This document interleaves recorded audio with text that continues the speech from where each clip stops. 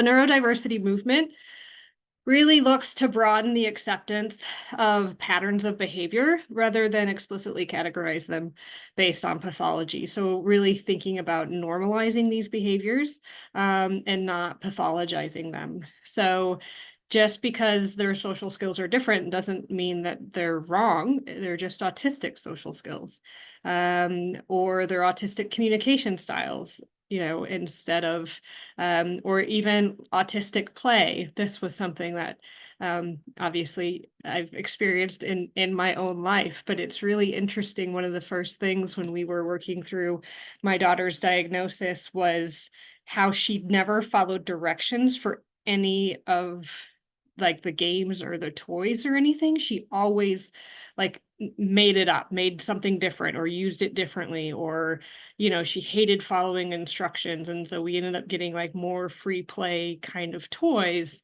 And then when I had our youngest daughters, who is neurotypical, seeing how she played with those same toys, but in a very, neurotypical kind of following the typical directions kind of way. And so it's really thinking about that the way that Abby played with them is no different, or wrong than how Evelyn played with those exact same toys.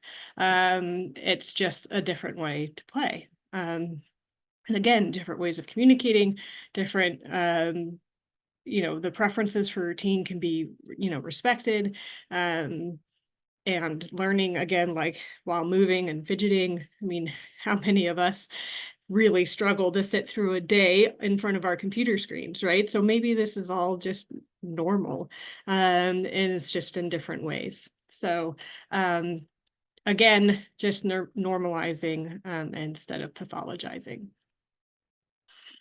So the start of the neurodiversity movement was really in the 90s, when autistic individuals were able to connect online, which now is even more prevalent, obviously, and much changed since the 90s. But there were online platforms where these folks could meet and come together and share experiences and thoughts and really build a community.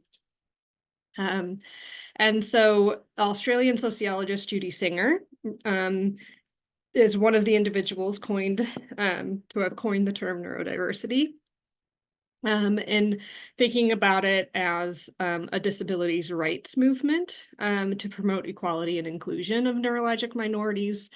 This here, the neurodiversity, a birth of an idea, is her thesis statement.